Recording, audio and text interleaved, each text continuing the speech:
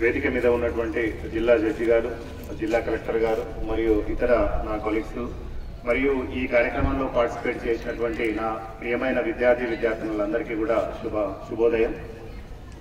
ఈరోజు ప్రపంచవ్యాప్తంగా డ్రగ్స్ నిర్మూలన దినోత్సవంగా జరుపుకుంటున్నాము.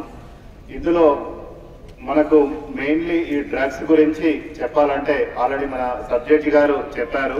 ఈ డ్రగ్స్ కి అనేది అలవాటైన వాళ్ళలో ఎక్కువగా చూస్తూ ఉంటే యువత డ్రగ్స్ కు బానిస అయి వాళ్ళు అసాంఘిక కార్యకలాపాలకు పాల్పడడం, తర్వాత లా అండ్ ఆర్డర్ డిస్టర్బెన్స్ అంటే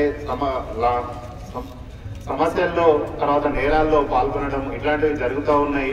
సో మన దేశ భవిష్యత్తును నిర్మించాలంటే ఈ యువత అందరూ కూడా చక్కదారిలో ఉండాలని ఈ డ్రగ్స్ నిర్మూలన దినోత్సవాన్ని దేశవ్యాప్తంగా, ప్రపంచవ్యాప్తంగా మరియు తెలంగాణ ప్రభుత్వము ఈ సంవత్సరము ప్రత్యేకంగా యాంటీ నార్కోటిక్స్ బ్యూరో ద్వారా ఈ నార్కోటిక్స్ అందరినీ కూడా సమూలంగా నిర్మూలన చేయడానికి చాలా కృషి చేస్తూ ఉంది. అందుకు మా పోలీస్ డిపార్ట్మెంట్ కానీ తర్వాత న్యాయ వ్యవస్థ కానీ ఎంతో తోడ్పాటు అందిస్తుంది.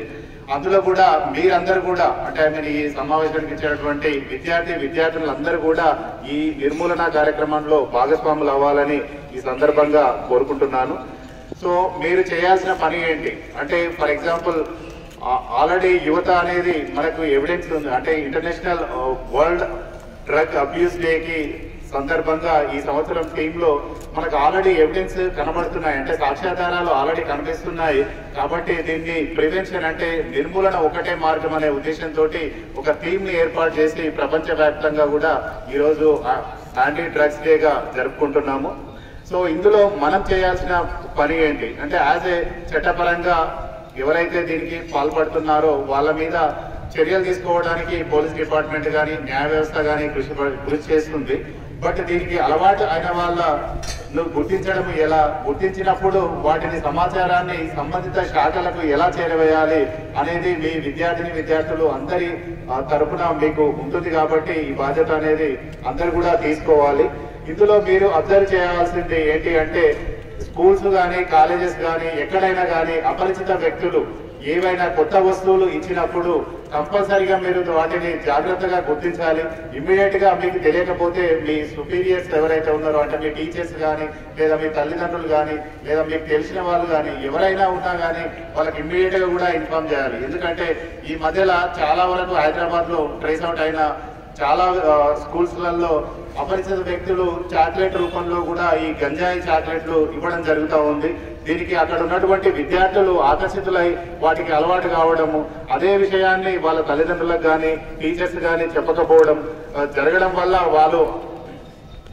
వాళ్ళ బిహేవియర్ లో అంటే వాళ్ళ ప్రవర్తనలో మార్పు వచ్చి దాని తర్వాత వాళ్ళు బాగా అడిక్ట్ అయిన తర్వాతనే తల్లిదండ్రులు గుర్తించడం జరిగింది. ఈ తల్లిదండ్రులు సరైన టైంలో గుర్తించకపోవడం వల్ల కూడా ఈ డ్రగ్ అబ్యూస్ అనేది చాలా జరుగుతూ ఉంది. కాబట్టి ఇందులో మీకు అందరు కూడా విద్యార్థులు తర్వాత తల్లిదండ్రులు అందరు సొసైటీలో ఎవరు ఉన్నా కానీ వాళ్ళకు నోటీసుకు వచ్చిన ఎంబడే ఇమ్మీడియట్ గా కన్సర్న్ లా అండ్ ఆర్డర్ పోలీసులకు కానీ లేదా వాళ్ళకు తెలియజేయాలని ఈ సందర్భంగా కోరుకుంటున్నాను. అదేవిధంగా మీ తోటి విద్యార్థులు కూడా ఈ డ్రగ్స్ కి అబ్యూజ్ అంటే డ్రగ్స్ వినియోగించడానికి చాలా రీజన్స్ ఉండొచ్చు. వాళ్ళ ఫ్యామిలీలో జరిగేటువంటి ఇన్సిడెంట్స్ కావచ్చు, లేదా వాళ్ళ ఆర్థిక పరిస్థితులు కావచ్చు, లేదా ఇతర ఏవైనా కారణాలు అంటే పీర్ ప్రెషర్స్. మన ఆల్రెడీ జిల్లా జడ్జి గారు చెప్పారు, సబ్జెక్ట్ గారు చెప్పారు.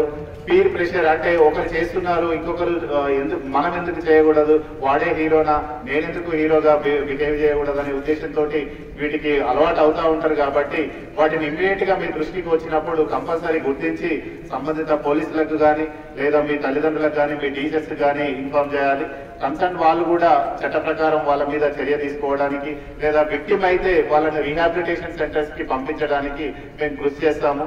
ఇటీవల నేను ఛార్జ్ తీసుకున్న తర్వాత ఒక 1 month బ్యాక్ ఒక ఉమెన్ అంటే ఒక తల్లి వాళ్ళ కొడుకు ఇట్లా గంజాయికి బాగా అలవాటై ఇంట్లో చిల్లరగా తర్వాత వాళ్ళని కొట్టడము, తిట్టడము, తల్లిదండ్రులను తిట్టడము, లేదా నైట్ టైంలో ఒంటరిగా తిరగడం ఇట్లాంటివి చేస్తున్నాడు అన్నప్పుడు మేము లోకల్లో SHO మన దిలీప్ ఉన్నాడు.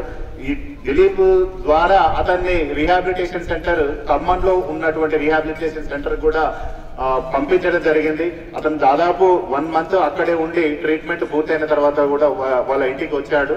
సో ఇట్లాంటి విషయాలు ఏవైనా ఉన్నా కానీ విద్యార్థులందరూ, తల్లిదండ్రులు, టీచర్స్ అందరూ కూడా పోలీస్ దృష్టికి తీసుకురావాలి. ఒకవేళ విక్టిమ్ అయితే వాళ్ళకు కౌన్సిలింగ్ తర్వాత ట్రీట్మెంట్ ఇవ్వడం జరుగుతుంది. ఒకవేళ అక్యూజ్డ్ అయితే అంటే ఈ నేరాలకు పాల్పడితే వాళ్ళ పైన చట్టపరంగా కూడా చర్యలు తీసుకోబడుతుంది. దీనికి మన జిల్లా న్యాయ వ్యవస్థ కూడా అందుబాటులో ఉంటుంది. కాబట్టి అందరూ కూడా ఈ డ్రగ్ నిర్మూలనలో తమ భాగస్వామ్యాన్ని నెలకొల్పాలని ఈ సందర్భంగా కోరుకుంటూ ముగిస్తున్నాం. Thank you.